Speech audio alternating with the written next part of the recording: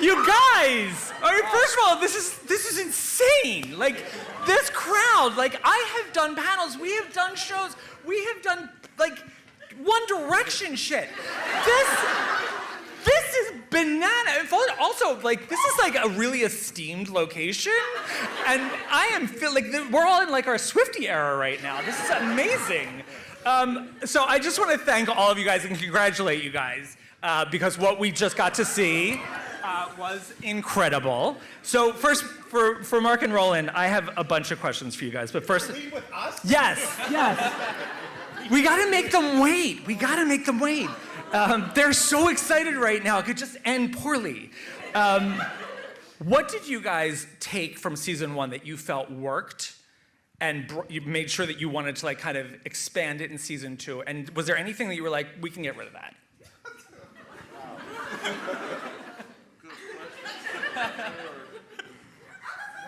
Catering? What was It wasn't catering. What worked was trust in your actors, right? Good scenes for good actors. I think we thought we could do better in Dubai. You just had to, right? We had to like kind of up the stakes in the actual interview itself. What didn't work last year? Well, a lot didn't work. We learned a lot about our ambition level, right? So we generally have scripts that need about 18 days to shoot, and we're shooting somewhere between 12 and 14 days. Wow. So, yeah, we're still learning about how to do that. That's actually like that's still double the Yeah. schedule for like a regular network show. It's not. It's yeah. We should write simpler things. Yeah. Just a couple vampires sitting around a diner talking. Right. That would work a little. So bit. there are a lot of shows that adapt IP and source materials, and a lot of them do it really well. But there are very few that do it with so much evident care about the source and the fans of the source.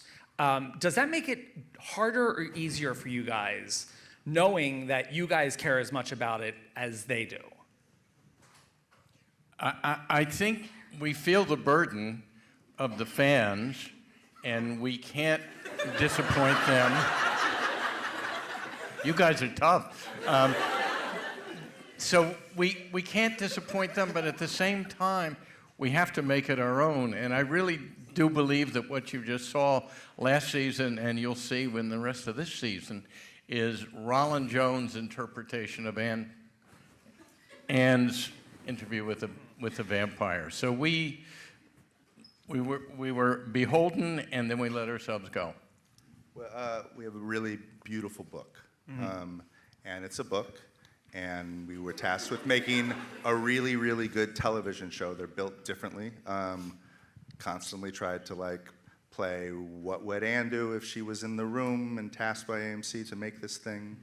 But it's not a burden. It's total inspiration, right? Because you have this thing that a certain part of the world, not everybody likes this show, and that's cool. But there's some people who love this show.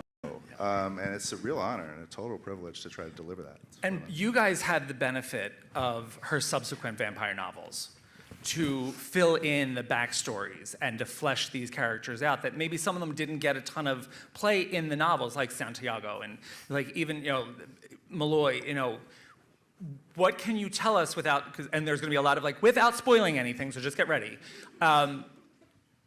Were there any books that you dipped into that people could maybe expect to see things? I mean, in season 1, we've come up with this goofy, the Great Conversion or whatever we come up with it. But that's, you guys all know that's just dribblings of what's coming in Queen of the Damned. You guys all get that, right? So that's cool.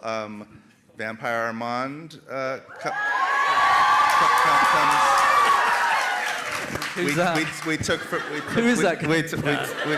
We took from that. Obviously, episode 3 is Armand's version of things that happen in the Vampire Lestat. I didn't say it. I did not say it, but now I can ask about it. But I would say the other books that we've done, but I will say no more about Prince Lestat, Tale of the Body Thief. And what else have we? More. Oh, and a piece of short fiction that Anne wrote. Oh, wow. Yeah, Okay. yeah. An interview that was a short story. We took a little bit of that. Nice. There's a beautiful archive in Tulane. There's a lot of treasure there for stuff that she did. Yes. All right. Mark, what can you tell us about changing the setting? Because this is a big deal. Like, not only are you changing the setting, there's a big cast change, there's new cast, there's new characters. How was it leaving, like, the New Orleans of it all behind? And how is Prague as Paris? Well, we shot mostly in Prague for Paris, but we also shot a week in Paris. So you'll see the last 2 shots in this episode are actually in Paris. New Orleans was tough to leave. It was a real home for us, and we felt her presence the entire time we were there. And in fact, a little bit of a spoiler alert, we shot a little bit in New Orleans, and this season we went back briefly. And Jacob wrote the sweetest email message to all of the cast and crew and just said that they were family and how important it was to be back. Wow. A private email. Right? You wrote it to 150 people. That's fair. You're also overseeing the entire Immortal universe. We are in the middle of shooting the 2nd season of Mayfair Witches, and we are very close, I can't say too much about it, doing a show called The Talamasca, which I think is something entirely different, but it's all under the Anne Rice umbrella. So I can't ask too much about that, but I'm very excited about that. So you have Mayfair, and there was a name drop in Mayfair Witches. Will we see any Easter eggs? Are there any crossover kind of nods that we can look for? Maybe. Fine. That's all you're gonna. You heard it I know. from people. That's all you're gonna give them. That's it. There's a character that's in this season of Big Mouth over here. Vampire that is in season 2 of Mayfair Witches. Yes. We're beginning to dribble in. All right, okay. All right, now since Rollin is really the one who's spilling it all, let's talk about Ben Daniels coming on. You worked with him on The Exorcist. Sure did. Yeah. Did you want to take a call? No, but I did. Which one of you guys does the best Ben Daniels impression? Because he said that he wanted Oh my really God. wanted to be here today, so he sent a message. Oh, okay. Does anyone do a Ben? See my. Try a little bit of it. Okay. So you could do in your best. Yeah. Oh, I haven't read this. Okay. Oh wait. Okay, go ahead. Yeah, I really haven't read this. What did you say? I would love for Rollin Jones to read something in public lewd, crude, and potentially libelous, as befitting Santy Baby.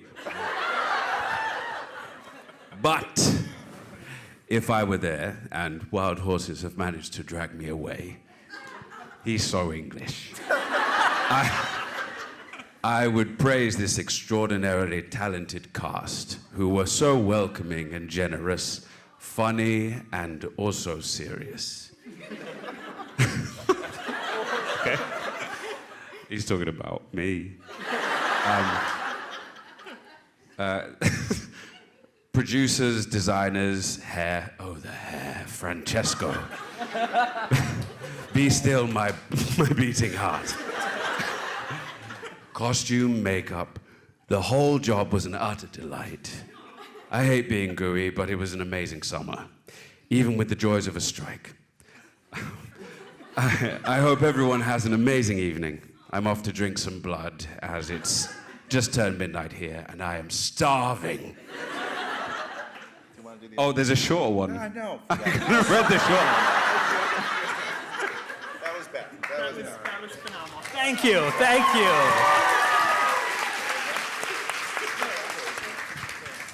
All right, so I'm gonna leave you guys alone for a second. Let's talk about Actually, Jacob. one last thing about Oh, Ben sure, Daniels. go for it. There are only 2 actors that the writers' room knew we wanted to cast before we cast it, where we put them up on the wall. Okay. And one was Ben Daniels. We knew he was Santiago. And the other was Eric Bogosian. He was up on our wall. Oh, wow. Before a word was written for either character. Wow. Yeah. And I do know you have Dave Constable coming in this season, who's a friend of Eric's. He's your poker buddy, right? Yeah, I asked David if he wanted to come. I asked David if he wanted to join us, and he came over to Prague and had some Czech meatloaf with me and did a scene, and it was great. Outstanding. All right, so let's go to Jacob because he just gave us that incredible reading. In the book, Louis is described as a specter with a beating heart, Yeah. which implies like he's clearly capable of love, and he clearly has a type. How would you describe his relationship with Armand versus his relationship with Lestat, and which one do you see as... Careful. I'm so sorry. Which one do you see as the sustainable one? Why? Why would you do this? Because you're just pretty.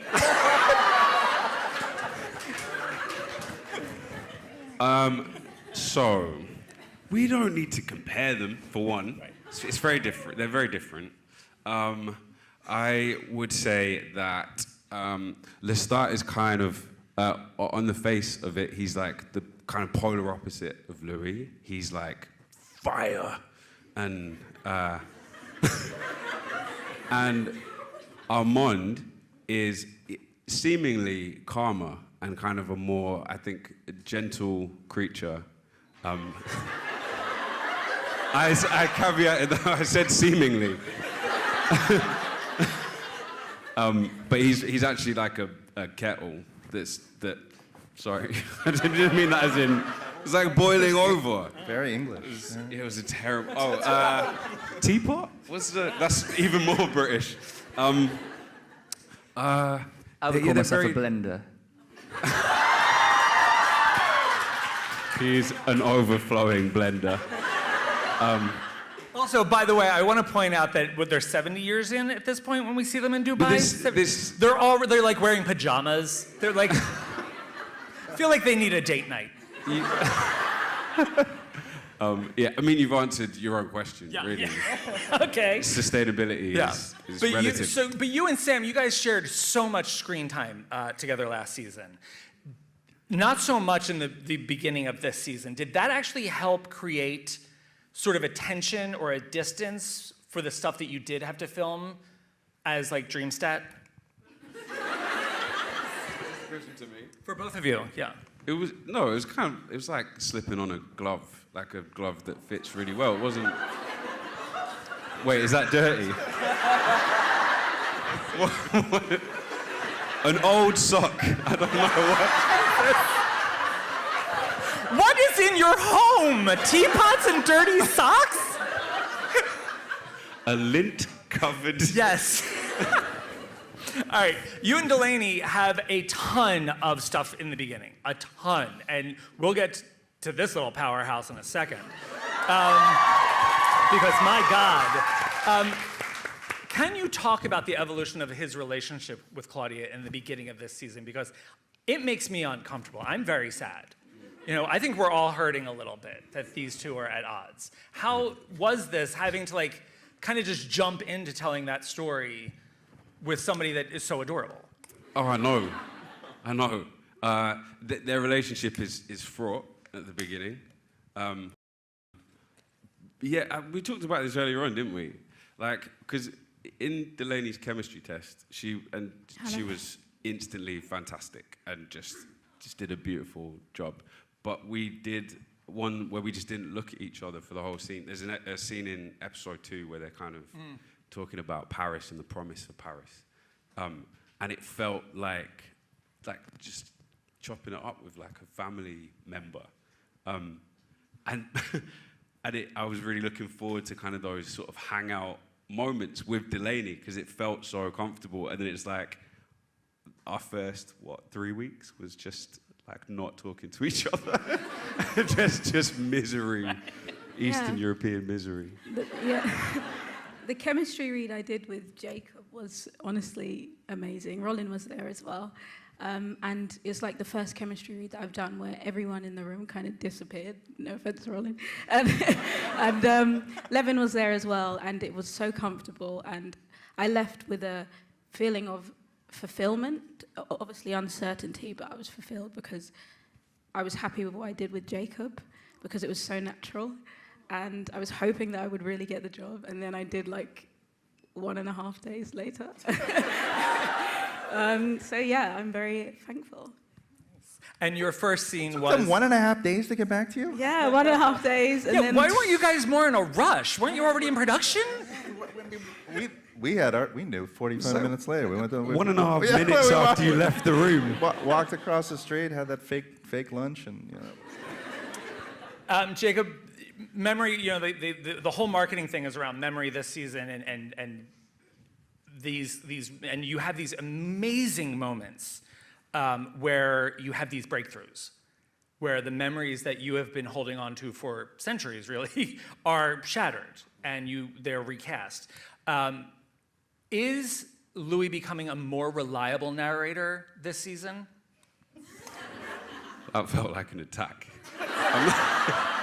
Well, he did have to tell the story twice. I feel like he's as reliable. You can help me here, Rolly. I feel like he's as reliable as if you were to ask anybody about their version of events. It almost feels like a dirty word now, unreliable narrator, because I think it's very subjective, of course. But in season 2, I think he genuinely wants to know. He wants to know who he Right. is. It's not an attack because he's remembering it differently now. It's not like he's been lying, aside from the whole Armand thing. But it is like these are great these are great emotional beats for you to get to play because they do kind of change who he is as the story plays out. Yeah, and there are just really beautiful moments of revelation in this season that some are heartbreaking, some are terrifying, and I think this has become Louis' Odyssey as much as Daniel's, as much as I finished the last color and sound mix 7 or 8 days ago for the finale. And one thing I can tell you all is Jacob Anderson, in his scenes in Dubai, he's incredible, as always, in everything. His scenes in Dubai this year are dead letter perfect. Wow. Thank you. Right. For all of those moments. Yeah. For all those moments. Very and nice. you haven't seen the last 2. No, I have not. We'll talk. Now, speaking of perfect, Sam Reed. This is, so TV, you guys know, TV is filled with characters that like people love to hate and hate to love. This isn't even a guy that I feel like I hate. Like, I kind of love that he's kind of hateful, but what is your magic trick or like source? How are you glamoring us into rooting for this guy? I root for him, so. I feel like I understand him. Like, I feel like, it's really difficult because we can't see you at all. It's very, very dark. So, like, I wish I could see you guys. Hey, it's so much easier rather than, like, sitting into, like, staring into a void. But yeah, I root for him. Like, I understand him. But also, like, we don't, like Jacob's talking about, like, we've never really seen his point of view and how he remembers it or how he approached a particular... Season 3. Yeah, but...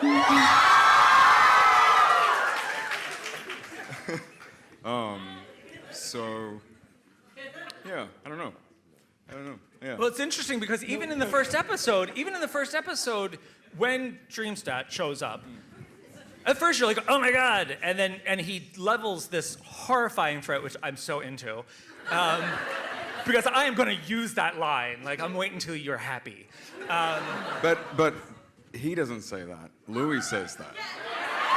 It's not Lestat who's saying that. That's Louis, do you know what I mean? And so I think that was kind of like, Louis is putting those words into his projection of what he thinks Lestat might say or how he feels about Lestat. So Dreamstat is kind of like, it's different. It's not necessarily Lestat, so we got to play with it. It could be different. I can, like, you know. But one thing we thought about a lot was in the Vampire Lestat, he says, you know, he didn't want to talk about the softer moments, the gentler moments, the times when, you know, it was just pretty chill. Like, you know, that's what he doesn't want to talk about in the book. And so what if he's haunted by those moments? You know, what if he can't not think about those moments? So what happens if their dynamic isn't so tumultuous? Maybe it's just a little bit more, you know, calm, casual, you know. So it's more fun to play a ghost that is surprising rather than a ghost who's like really terrifying. So now that you put it in that way, so you got to play Lestat season 1. Louis' version of Lestat. Dreamstat. Yeah. Louis' version of Lestat remembering a story that he doesn't fully remember. The dream. Now you have the dream version, which is Louis. That's true. Yeah. You have the dream version, which is Louis, and then we also get a version of Lestat as a young actor. Yeah, Armand's version of Yes, Lestat. Armand's version. So Armand's pretty accurate. this is amazing. Like, His how memory's great pretty is this, good. though? How great is this to get to play like this, like literally multifaceted character? Yeah, it's a great joy. And the books are like that too, you know, and Roland's done this extraordinary adaptation and has brought that in. And like, you know, I don't know how many people have read the books here, but there's some discrepancy as you go through them. Like sometimes like, oh, this is a bit different, you know, like oh, this one's a bit different. And you know, there was lots of time between them when she was writing them. So how do you kind of like make that coherent? And I think Roland's done this amazing job of going, well, it is all about point of view. And as Jacob said, it's not like there is one wrong and one right story. There's not one liar and one truth-sayer. It's not about that. It's we all remember things in different ways. And so you can, it's such a joy as an actor to play like lots of different versions of a person. They live forever. I mean, how can we ever, like no one stays the same. Like we always change, you know? So do you have any specific moment in the last 2 seasons where you could point to and say that's the real Lestat? No. Wow. You've not met the real Lestat. So, and you're a huge fan of the books. You're a huge fan of Anne Rice's stuff. And this is, so this is long time. And what? What was your favorite scene to recreate from the books? And what was it for you? How was it for you getting to kind of add parts of this character that you've loved so much that are maybe are new to the text? Well, you've seen the trailer, so you've seen he's on stage in the 1700s, and I really love that scene in the book because he kind of, like in the book, he goes on stage, you know, for the first time as a vampire, and he can't really hack it, and he kind of does all these crazy body mutations, and it's an amazing scene, and I love that scene, and we are not doing that scene. It's a different scene. But I think that's kind of fun because I was like, Roland, what is this scene that's in this script? It doesn't make any sense. Where does it come from? I don't know where it is. And he was like, well, you know, I think we... It's like, I think let's Finally got the impression. I've been told you do it. And then there it was, finally. I told you it was good. It was like, I think it'll be fun if Lestat's playing Harlequin, Arlecchino, and I was like, but he's Lelio. Like, what's he gonna do? Leo's oh, so thank boring, you so man. much. He's so boring. Hey guys, I feel so much better now. I can see you. Let me tell you something from this moment. So I'm in the middle of a production for season 2, and I'm in one of those dark places. Like, I'll never write another fucking vampire the rest of my life. Do this, and there's rehearsal. And where's O'Byrne? It was O'Byrne. Yeah, right. We walk in. It's rehearsal, right? And he starts moving, right, as Harlequin. And I like look over to fucking O'Byrne. It's like, oh man, I'm gonna have to fucking do this rock star Lestat now because he can fucking move. It's so aggravating. I'm telling you, I watched that scene and got pregnant. I was like, okay, well, we're having a baby for season 3. It was moves like Jagger, right? Yeah, it was just. Yeah. But it's fun. It is fun to do that because like that's like a scene from the books, but it's a scene from our show, and then we get to look at it in these different lights, you know. So like Armand's watching Lestat on stage, and they're, you know, like talking, you know, and that is a fun thing to adapt, and that's, you know, that was probably a good memory for me. Yeah. Also, we shot that in the Mozart Theatre in Prague, where Don Giovanni was premiered. It's just wild, and we had an entire audience filled with people in this 17th century garb with like feathers, and it was amazing. It was like, wow, this is cool. okay, Delaney. Miss Delaney.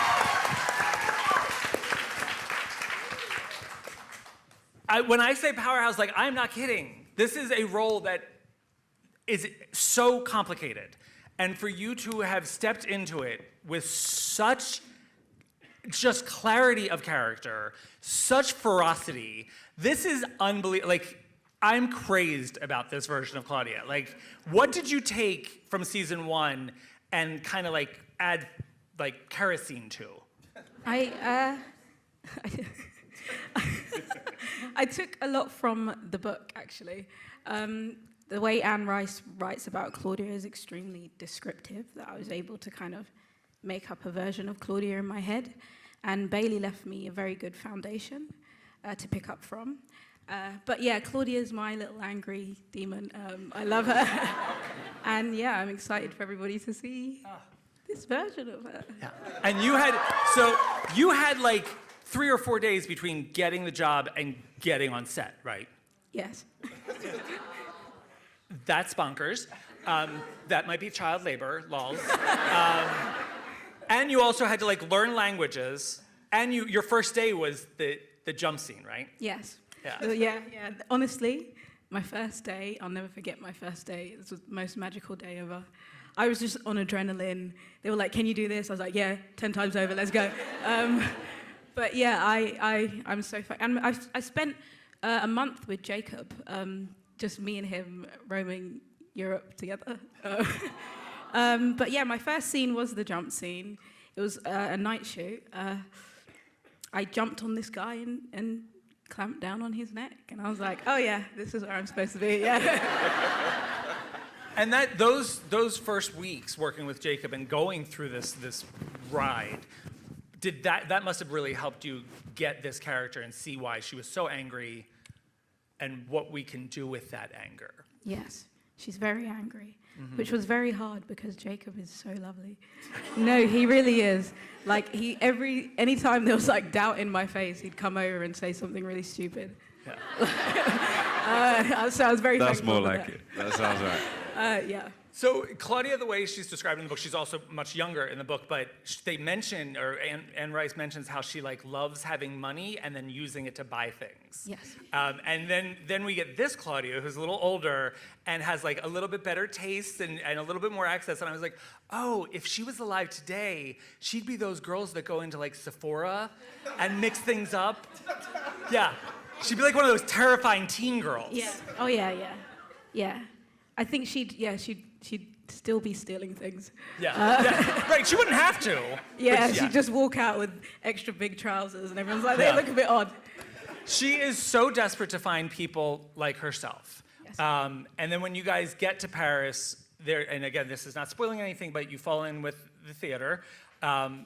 What was it like working with Ben Daniels? And explain to me the relationship between Santiago and Claudia. Yes, working with Ben Daniels is amazing. He's very, very mischievous. If he catches you laughing in a take and you're trying to suppress it, he'll keep going until you break. But I had a full circle moment with Ben. I watched his play just before I got this casting, and then I was in makeup finalizing Claudia, and Rolling came in and he was like, oh yeah, Ben Daniels is playing Santiago. I don't know how you feel about it. I was like, yeah, yes. Claudia's relationship with Santiago is one that is, in the beginning, in the beginning is very, very lovely and wholesome, and she looks up to him, and I think she's slightly enamored by him, and that's all I'm going to say on that, because I'll say a lot. Yeah. All right. Okay. I will say, and I cleared this. I was allowed to. You have a moment, a sequence later in the season, where we see, and it's amazing. It's this inwardly rearranged Claudia. She is adult. She is assured. She is very in her own skin. And it's amazing because we never get to see how she got there, but we see what she's like now. How was that for you, getting to finally break out of like this little girl with an adult mindset to actually playing a sequence where she was almost a peer to Jacob? Can you repeat that? Sorry. How was it getting the cafe scene in 6? Yeah. I think that's more just her pushing Louis to get to admit a bit about himself. She knows Louis. I think she knows Louis better than he knows himself. And Louis thinks he knows Claudia, but he really doesn't, to her full extent. Yeah, and I think that's more of what that scene is. Okay. In my humble opinion. That's also like it's the tragedy of this season is their relationship. Fully. And a lot of misunderstandings of each other. It's very sad. Mostly on Louis' part. All right. We're going to stay away from the rest of that. So we're going to go to Eric. Eric, first of all, yes. Let's just talk, like, Eric Bogosian is an icon. This man is an icon. And I love Daniel Malloy so much because he's the only person who, like, he gets sarcasm, and I feel like the undead don't. So he's saying shit, and they're taking it, like, to heart, and you're like, but now he's at a stage where he knows truly how dangerous it is to continue this interview. Why is he sticking around? It's pretty simple. I mean, first of all, he is not the kid that we will see in episode 5. He's not that druggy guy that Luke is playing, who is actually... What are you going to spoil tonight? Hi, Eric. What are you going to do? Let's hear it. It's coming. Keep going. So relaxed about You it. saw him already in the first season. You saw Luke in the first season, and he's not a very good writer. And I think definitely, and that's also said in the first season, that Daniel says, I was a shitty writer when I was that age. So now he's a very accomplished writer, and he's going to get the story. And the more that the story is hard to get at, he said, you know, I've interviewed KGB agents, I've interviewed all kinds of dangerous people. And that is part of being an investigative journalist, is to walk into a mafia stronghold or go to a war zone or something. Your life will be at risk. But there's another aspect, and that's this guy was lying to me, and now he thinks he's going to intimidate me, and I don't get bullied. It just doesn't, it's not in the cards. You push, I push back harder, and that's me and Daniel, and I relate to it, and that's the deal. All right. Does Daniel think now, by the end of the first episode, he's on board with the two of them providing the story? Does he think now he's getting the actual true story? Oh, I mean, we see them waltzing in, holding hands, being all sweet and generous, and they're going to tell me the real story now, and I'm like, what bullshit is this? There's some reason why they're doing this, and whatever it is that they're doing, I'm going to get to the bottom of that too. So no, I'm not getting the true story now. I have to get the true story. And as a good investigative journalist, I have a sense of things. I mean, this is a mystery in many ways, certainly this season. And I've got to pick up on the little clues. You have to pick up on the little clues as well as we watch them lie and dissemble and all the things that they're going to do. So yeah, that's my job. My job is to find it. But I mean, it is existential. I mean, at any moment, I can be dead. Right. And I can make one wrong move and it's finished. In the writers, He said it just now in this thing. He says we should get rid of him well, not like that. Just put him on a plane. Put him back on a plane is what I said. I mean, in the writers' room, structurally for season 2, we sort of trying to answer why the second interview, and episode 5 delivers the answer about why one of these characters needed the second interview, and episode 8 is why the other one needed the second interview. Okay, so since you've gotten there, I've seen 5. Eric, how was it for you to get to watch Luke play younger you experiencing one of the most traumatic moments of Daniel's life? One of the most dramatic moments in Daniel's life. One of the most dramatic moments I've ever seen on television. I mean, the script is genius, and I'm not in those scenes. It's those guys. Hannah Moskowitz wrote it right there, folks. Oh. She's sitting there. Stand up, because that episode is Stand amazing. Stand, rise. Yes. Holy cow. That episode. And Jonathan Seniceros. It was just... Yeah, so what was it like? I mean, look, Luke does some heavy lifting, and I'm going, and you've seen it, they haven't, but it's an incredible experience to be an actor who's playing a role that has all this other part to it that I didn't do. I mean, Luke does the scenes. But they're there, I know them, they're part of me, and they're going to inform the equally, and I don't know if they're equally, they're very intense, the scenes that I have with Jacob. So that's their own, but they're sort of another dimension. And also, I have to say that this is a dimension I go into as an actor that I've never gone into before in front of a camera. It was quite an experience. And I'm sorry, Jacob, but we have to give you credit because your ability, your support, I mean, working with you is like flying, and it's just beautiful. Wow. So anyway, that's all I got to say about The that. feeling is very, very mutual, Eric. Genuinely. This episode is harrowing, like absolutely harrowing, and also deeply insightful into certain, so we're gonna get... I relate. I mean, I watched that, it's insane. And it chilled me. Yeah. Chilled me. Yeah. Yeah. All right, now, Assad. Talk about flying. I am obsessed with the mental cat and mouse that is going on between Armand and Daniel. These two, and this is such a credit to the writing because it's happening without actual dialogue, but it's these looks that they give each other.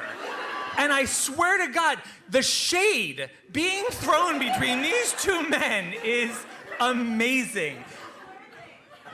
Assad, let us just talk about how everyone is obviously so excited about Armand. He is very different from the book version. He is definitely questionable. But I am here to say that by episode 3, you're gonna be shipping him. You're just gonna be like, I would like an Assad show.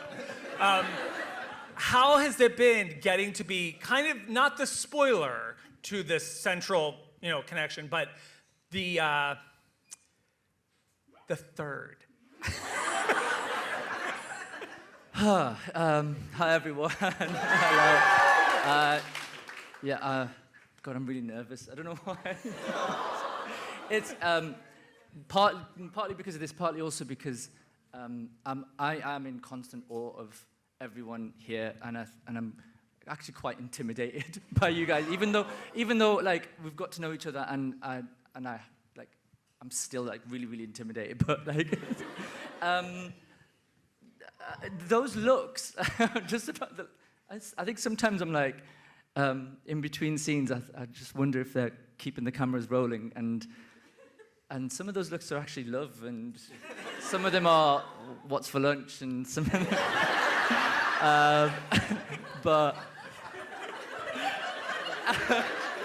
I can't say that it's like technique or whatever.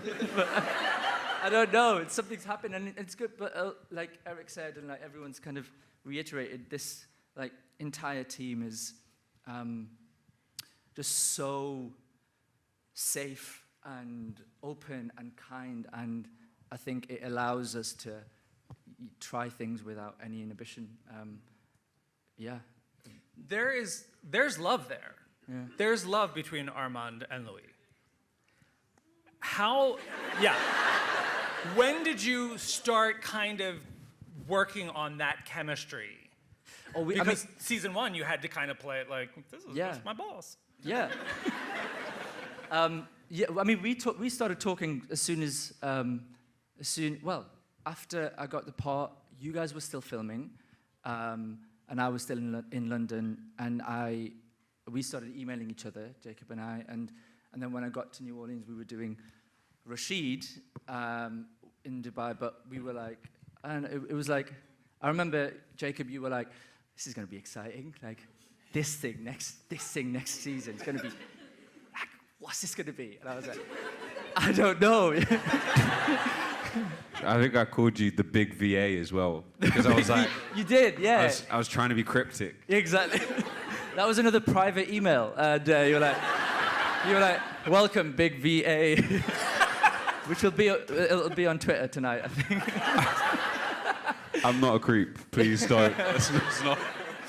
But yeah, I mean, like, you know, it had been brewing for me from then, and I knew that season 1 was for like learning experience, because I got to just sort of sit back and observe and see these amazing actors do their thing, and then I watched the show as an audience member, which I was so grateful for. I didn't, because Roland rightly and Mark, you guys kept me away from any sort of press, so I didn't have to. The pressure wasn't there, so I could observe and watch it, and I loved the show as an audience member. But then I was also like, fuck, how am I going to get there? But yeah, I think it was brewing for a long time. Again, I'm not spoiling anything, but there is, you and Jacob kind of have like, it's a weird meet cute kind of situation. Maybe, so your first date, I would say, is, I think, Delaney, you called it Murder Mansion? Oh, yeah. Yes, Murder Mansion. Murder Mansion. So it's kind of like the first time we see these two sniffing around each other. And what I don't think anyone understands is what Armand was like back then. Because again, he's the oldest one on the canvas at this point. Yeah. Yeah. How would you describe Armand when Louis meets him? Lost, a bit like me. but putting on this really facade of power that I think Louis can see through, which might be why it entices Louis into sort of dissecting through it. I don't know. That's all I can All right, I'm going to try to get to some audience questions, because this is, we'll give this to you. What was your favorite Dubai moment this season? My favorite Dubai moment? All my looks with this guy. All those little dots back and forth. All right. Let's go with Eric. What is something that sets apart filming Interview from any other project you've worked on? Well, I mentioned it before. The writing of this show puts me in positions of, look, I'm often, my thing is like angry or broad or the bossy, grumpy dad boss guy, something like that. I don't know. But this script, this season, demands that I drop down into some sad stuff, some stuff where I have to actually feel, emotions, and that aren't like just getting angry at somebody, which I'm kind of used to. I wish I could describe it better, but I just want to say that I'm really thankful that I got to go to these places in front of a camera with very sure hands taking me there, and also that I'm at a place in my life where I can go there. As a young actor, when I first started, like in high school, you know, the fact that I could yell and create all kinds of havoc on stage was that's what made me a good actor. But I've learned over the years that subtlety is so much harder, and that's what they ask of us on this show. And fortunately, we have great partners, so we get to go there. Nice. All right, for the family over here, were there any fun moments offset that happened offset that still make you laugh?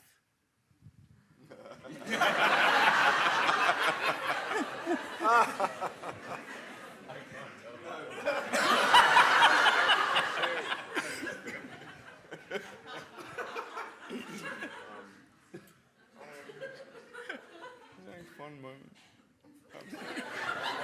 I think you should tell that one. The one that you were thinking. No. I can't.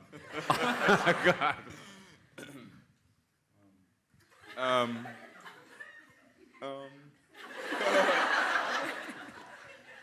Hard question. We did have fun. It's not like... I have to say, I've never seen two actors in a company behave the way these two guys. Right? I got to set when I first met them, and they were already like as if they were stuck to each other, like brothers, and they were dressed in some weird costume that day. I don't know if you remember, and it was and then I watched them just like they follow each other around. Like whenever they're not in scenes, they're like two puppies playing with each other all day long, and it was really something. Especially at Comic-Con, that was really fun. Eric makes us Grown laugh. adults. Just make shit up. Also, hang on. Eric was at Comic-Con with us. Yeah, yeah. And we Following you went as around. green witches. Yeah, that was fun. Delaney, who made you feel welcome first on set? Oh, Jacob. Yeah. Jacob. Was he the Jacob first or person you Roland? met? Yes, actually. In my audition, okay, I'm going to tell this. In my audition, I went to the bathroom, and I was coming out, and Jacob was going in, and we pulled open the door at the same time, and I just went, oh, hi, and he went, hi, and then like I went and sat on the sofa, and I was like, oh, you fucking. I was like, yeah, okay, the audition is done now.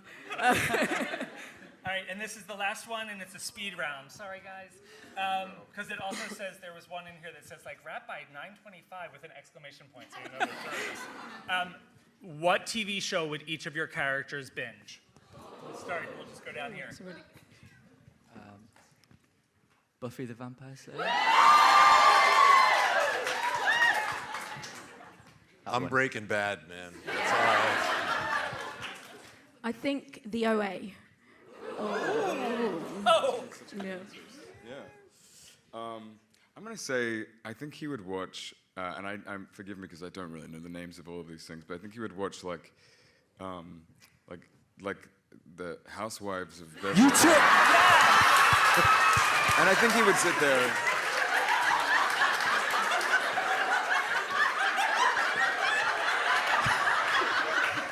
You literally took my answer. Well, we watch it together. That was that, yeah. They'd watch it together. Yeah, I think Louis likes a bit of trash. I think he's he's just enjoying the mess and not being glad it's not him for once. Because they do have a Real Housewives of Dubai. They do. Yeah. All right, you guys are incredible. Thank you both, all of you so much. Give it up for these guys.